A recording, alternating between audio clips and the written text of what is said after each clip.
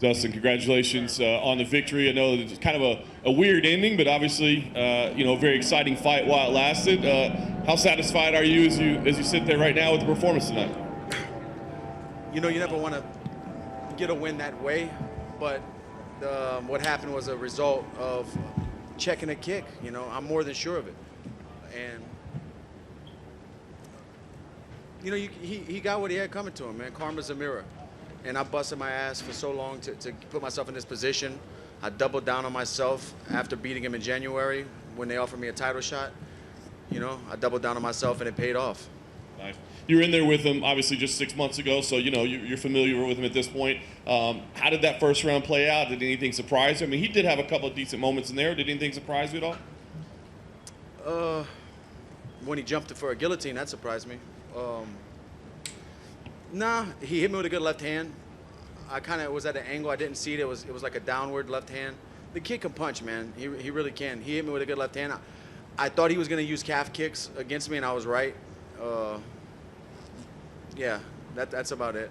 Jump the ghillie, your signature move there, right? Don't be silly, jump the ghillie. It did look a little bit in there. I was trying to figure out. It looked like you were complaining a little bit to Herb Dean. Oh, that's why I let him up. That's why I let him up at the end of the.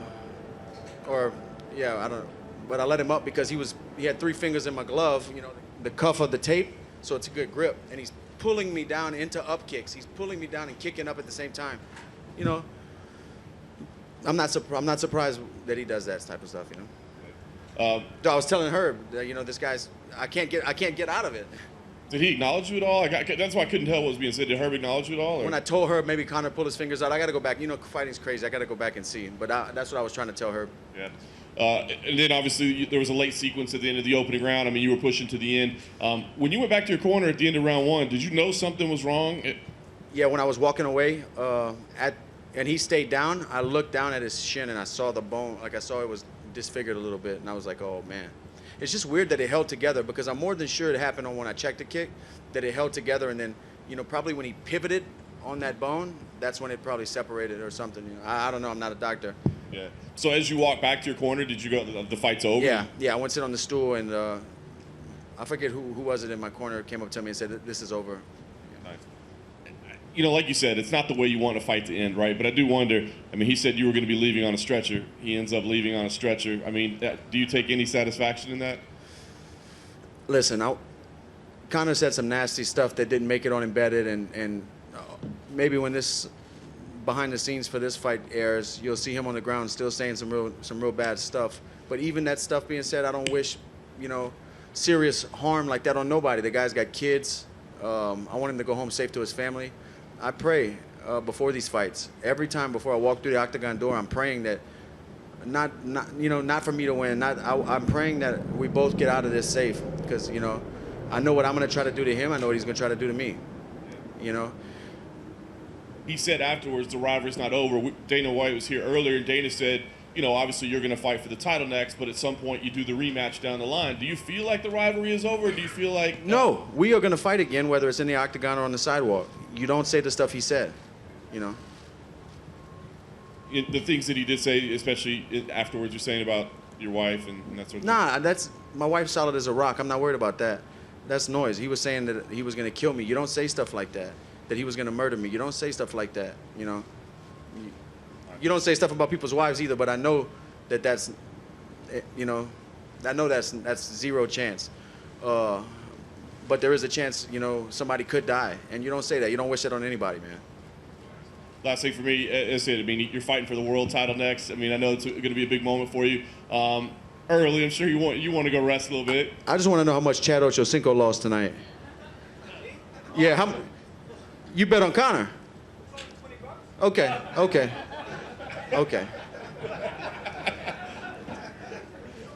figured he'd put more down than that as well. No, but I will ask, obviously you fight for the title next. Do you have an idea? I mean, do you have a date circuit on the calendar, an idea? I mean, how soon you want to fight? I feel like I've been preparing for a fight since last year because I was getting ready for Conor in January. I fought him. As soon as the fight ended, I knew that was next. So I got home from Abu Dhabi and started training for that fight. I did a 9-week camp, but as soon as I got home from Abu Dhabi, I was, I had one trip. I got to decompress a little bit, but I was getting ready to fight him again. You know, the last thing I want to do right now is go home and sign a contract and start getting ready right away. We'll see. I just need to get home and think about some things and decompress and spend some time with my family. You know, I just found out my little brother's going to be a dad, and I just want to be, you know, be around him. Dustin, to your left. Congratulations on the victory. I know the win means a lot to you, but are you most proud of the fact that you maintained your dignity and you didn't kind of stoop to those kind of things? It would have been easy when the crowd was going crazy at the press conference and all throughout the week. You did not do that. Is that what makes you proud of, you know, your performance this week?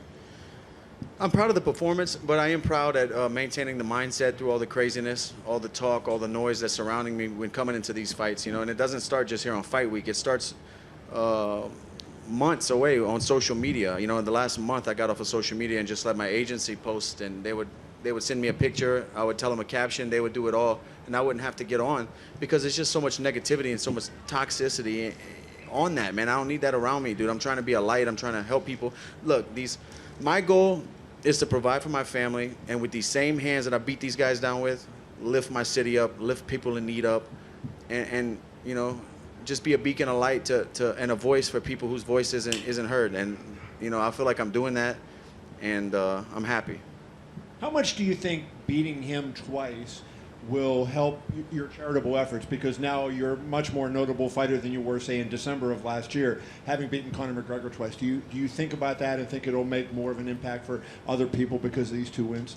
Yeah, anytime you beat a guy like that on a stage like this, you know, I don't know, this was a big fight. A lot of eyes were on this, and I got to talk about the good fight a little bit in the post-fight interview. But not only in the post-fight interview, my career, my star gets bigger. More people are Googling, and I'm reaching more, you know, more people. And with that, we can set bigger goals and just keep the good fight going. I have very big plans. We're going back to Uganda to build housing on land we bought. With the overflow money after we built the water wells during the Khabib fight, me, Manny Pacquiao, Justin Rin are all coming together with our nonprofits, and we're going there. We're going to build on 40 acres, and I'm just excited and proud and happy to be in a spot like that, to be able to recognize the position I'm in, and I want it to keep growing, and these kind of fights do that. You referenced the guillotine attempt that he had before. You know, he put that quote out where he talked about, you know, I don't recognize losses by submission, you know, only KOs. So, you know, when you look at it after the fight and you go, he tried twice on you on a guillotine, like, what does that say, the fact that he's dogging submissions and yet there he is trying to submit you twice? That just shows you, man, that it's all noise, you know? I feel like all the craziness he was doing, he has to do that for himself, to hype himself up. Honestly, man, I'm good. I don't even like this shit anymore, dude. I just scrap because I'm good at it, and I enjoy the fight. But all this other stuff, all the talk, you know, I just come here to get in the fight. Last question for me, and I know, you know, you said you don't want to talk about an Oliveira fight, but is it going to be difficult in your mind, like, you know, McGregor was such a big obstacle to overcome the last time because he had beaten you the first time, this time to prove it wasn't a fluke. Now you get to Oliveira, and he's just a dude in the division, right, you know, that happens to have the belt. Mentally, will that be a hurdle, and will that be a little bit of a challenge during camp to get yourself back to that same place? No, he's not just a guy in the division who happens to have the belt. He's a guy who's picked himself up off the canvas time and time again, you know, fought through adversity, through 2 weight classes, been in the UFC a decade. He's not just a guy with a belt, you know, he's earned every ounce of gold he has around his waist, and I have nothing but respect for guys like that. I don't know him personally, but his work history, you know, I can't hate on anything he's done. The guy, you know, it's incredible. That's tougher to do than, I think, you know, to go undefeated, you know, because you never learn things about yourself. You learn so much about things about yourself in those losses, and of climbing back up to the top and getting motivated again. You know, that's when you find out you're a real fighter. I'm not saying that these undefeated guys aren't, but I'm just saying I have respect for somebody like that who's climbed back up and won a world championship. Hey, Dustin, down here to your left. Congratulations on the win. Trilogies in combat sports, there's always a sense of like closure and finality for trilogies. Do you feel that coming off of this win? Closure? It sucks, man, because I was gonna beat the guy if his leg would have held up. I don't know. I'm not sure yet. I need to digest it all, you know, because right now it kind of feels weird that I have a lot of fights, and there's always been a definite end to my, well, besides the first Eddie Alvarez fight was kind of gray area, but it's not a good feeling, you know. I won, and I feel like what happened was because something I did, but it's not like I went out there and submitted him or put him away. There's going to be so many voices and so many opinions saying, oh, you didn't win. You know, I know that. I know the MMA fans. I know the MMA game. But I'm going back home to my family, and you guys here can check my record tomorrow, and it's a win. I want to get your reaction on you know, some of the, I guess, the mixed reaction from the crowd tonight when you came out, you know, after the finish. You know, you're a guy who tries really hard to do everything right. You have a charity. You're a family man, and you know they're cheering someone like Conor, you know, over you. Even with all the things that he said, you know, some things that, like you said, were maybe crossed the line. I mean, the fans' reaction. How does that make you feel? Man, fans, you know, I appreciate them. I appreciate them filling up the seats, and they're going to root for who they're going to root for. Like I said, it's noise. You know, I don't really overthink that stuff anymore. It's just noise. Thank you for buying the ticket. Dustin, over here on your right. First of all, congratulations on getting the win. In the post-fight press conference in the cage, you referenced you brought somebody out to the fight tonight. Can you elaborate on that? Tell us a story about that. Yeah, we did a fundraiser back home right before I left to start training camp for a young man named Peyton Murphy. And we flew him and his mom and dad out here. He's battling a bone cancer, and the cancer had went into remission, and then it came back. So, you know, he's a real fighter. Guys like that, that's who I want to lift up, and it's inspiring to me to see this guy, you know, going about his everyday life, still, you know, loving life and living life, and never giving up hope, you know. That's a real fighter. So yeah, we flew his family out, and we did a fundraiser and raised some money for them back home in Louisiana. That's good stuff. All week you did a pretty good job of not getting into the trash talk too much. You kind of took the high road all week, but in the post-fight press conference, it seemed like he kind of dug into that a little bit. Did he say something to you afterwards in the cage that triggered that, and if so, what was it? Yeah, he was saying, he was putting, dude, I hope they show the behind-the-scenes stuff, man. He was like still sitting on the ground, still saying, I'm gonna kill you. He was putting his hand to his head like a gun. Like, bro, chill out. Chill out. He was saying that. All right, thanks, Dustin. Dustin, right here, in the front. Dustin, a lot of the times when you have a champion leave, you know, the next guy coming in, there's like, well, you're great, but you didn't beat the man to become the man. You've now had 2 fantastic performances against Conor McGregor. Charles is on a great win streak. Can you talk about just how you guys, you know, this is a new era in the lightweight division, and both you and Charles, even though you're not going to get that Khabib fight again, you guys are now running the show at 155. That's anything, man.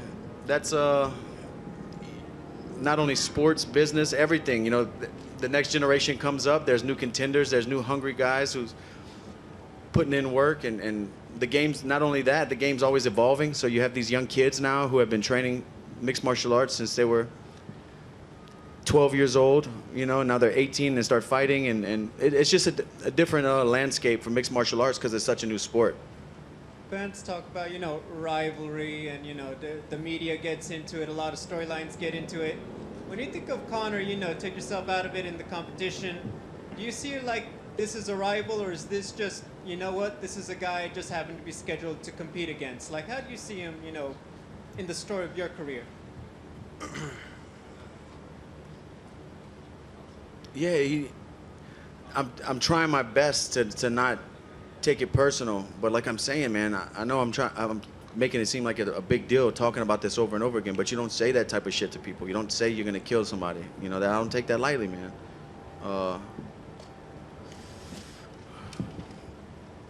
I don't know. Thank you. Dustin, right here.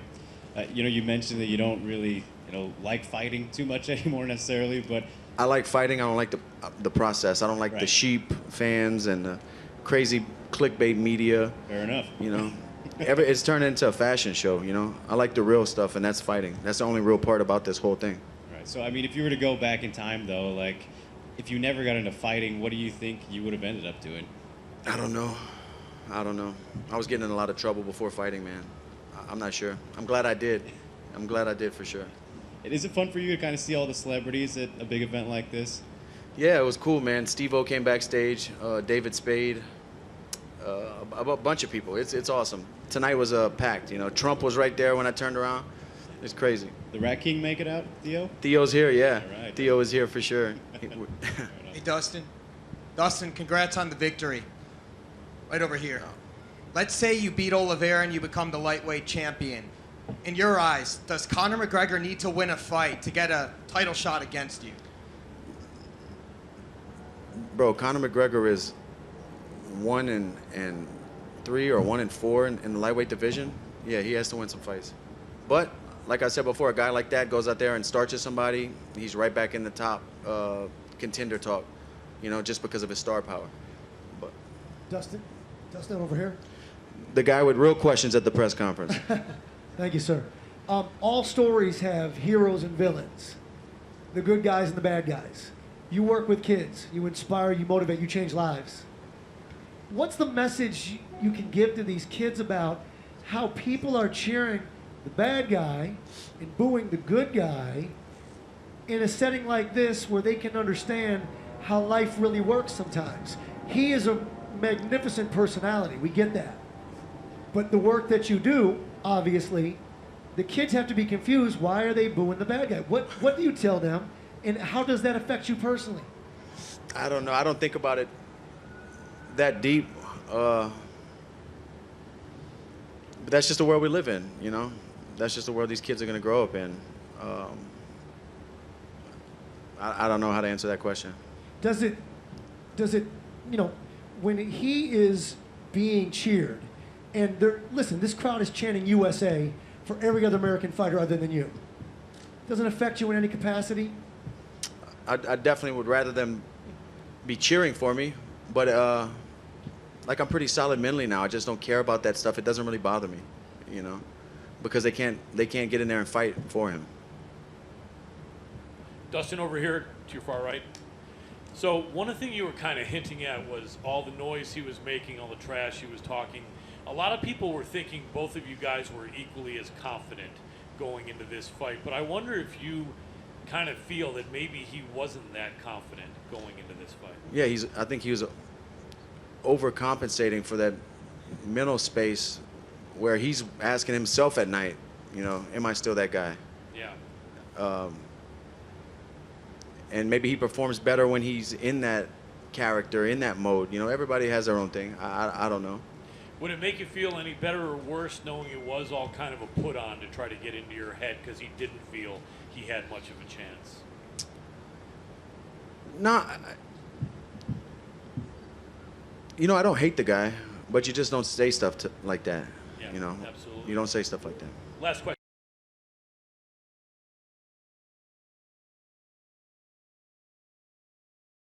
Great, his speed. He has a lot of great attributes. His ability to thrive under pressure and cameras and lights is you know, amazing as well. But he's just a human being, like I was saying at the press conference. You know, he bleeds just like me. Absolutely. Congratulations. Dustin, would you mind to talk a little bit more about Oliveira? How do you see you can beat him? How do you see him as your next opponent? I haven't started getting with my coaches and breaking down footage and doing all that, you know, everything that comes along with preparing for an opponent. But I'll probably just calf kick him. Probably. When and where do you want to fight him? We'll see. I need to go home and decompress. I don't know the schedule for the UFC, what they're planning on doing at the end of the year. I know somebody earlier told me Charles wanted to fight me in December. So we'll see. You know, we'll figure everything out. I just want to get home to my family. Dustin, question for you. Your mental focus was outstanding. You never played the McGregor games. I know that was you didn't focus on the title either. You focused on Conor. Looking at Charles now, will that be an issue thinking about Conor, or will the entire focus be on the title? No, because like I know for certain the title fight wasn't even going to be an option, you know, until tonight happened. So there's no reason to drain energy on that plan.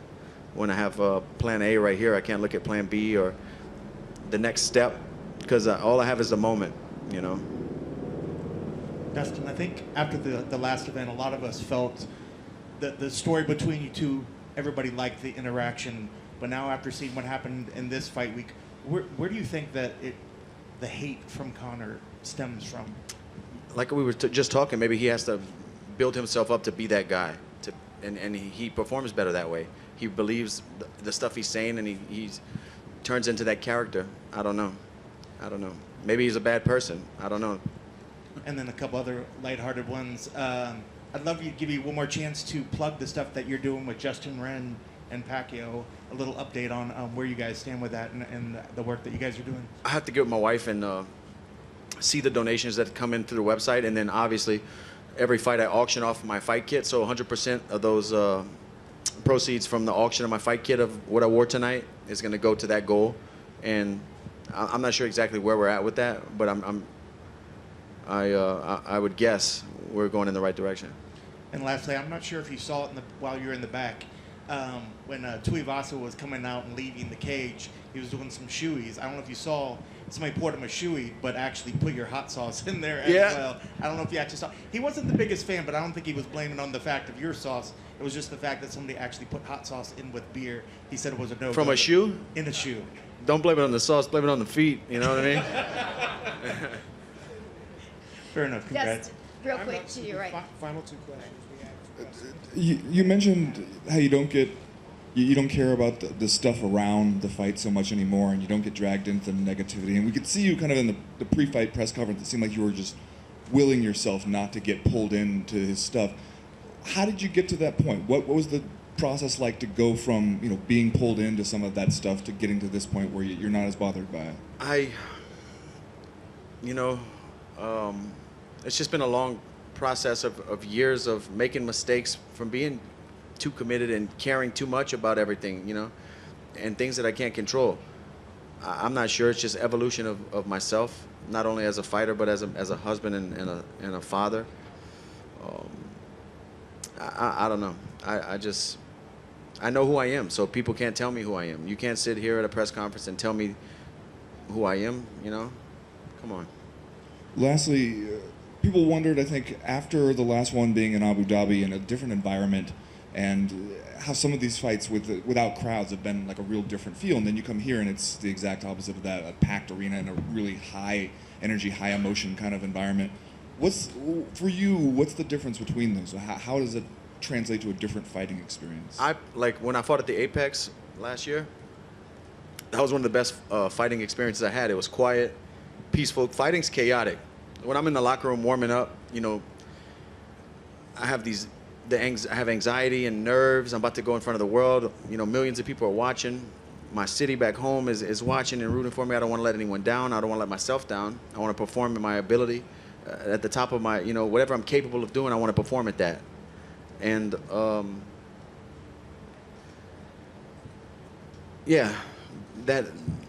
like I'm just, over time I've got acquainted with those feelings. So when I'm in the locker room warming up, I'm like, here we go again, and I've learned that those feelings are what keep you alive, what keep you able to react in the moment at a higher speed and be on your game. But I liked fighting in the Apex when it was quiet. Sure. Dustin, I know you've been up here a while, so I'm gonna let you get out of here. But you've been asked a bunch about you tuning everything out, you tuning Conor out, not paying attention to it. But what about, do you have to have a conversation with the family and people around you to say, hey, listen, a lot of stuff's gonna come out, just ignore it, don't pay attention to it, because other people might have a more difficult time. Yeah, with my wife yesterday. Thug wife, by the way. That's the new nickname. Yeah. My husband, or am I her wife? No, my coach, yes, I think, said thug wife for the picture of her flipping off Conor in the cage. Yeah. I mean, that's what I mean, though, about, other people around you don't. Well, she was getting worked up, just like the stuff with the charity.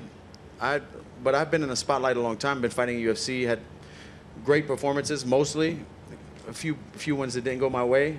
And I just know, the fire that comes down with that stuff. So I'm more, equipped to handle all the hate. She's not. So when the charity stuff started happening with Conor and a lot of hate was being thrown. She felt it because she, you know, does so much for the charity. So it kind of started bringing her down. And then with Conor doing this other stuff he just did, like, it was working her up more than it was me, you know. So yeah. Will the Just sauce be sold out tomorrow? Sorry, how much more difficult is it, like, when you don't have, like, you have to see your family going through it, and you have to watch them because you are able to tune it out. You said it was cool, you're chill, but then when you have to, it has to hurt you to have other people. Yeah, hurt, yeah, right? yeah. I don't like to see that, man, but I guess that's just, I don't know, I guess that's just where I'm at in my career, in the sport. But, you know, I don't want anybody around me to have to go through stuff like that. But that, man, it's whatever, man. So it's social media stuff, you know. That shit's not real. Will there still be sauce tomorrow? Or will it be sold out? We'll have to see. We're about to launch. This is the original. This is the OG. We're about to launch the KO edition on the 15th. So people wanted a hotter sauce, and we definitely brought a hotter sauce with ghost pepper. So. Can you eat it? Can you eat the hot one? Oh yeah, yeah, yeah. Thank you guys so much.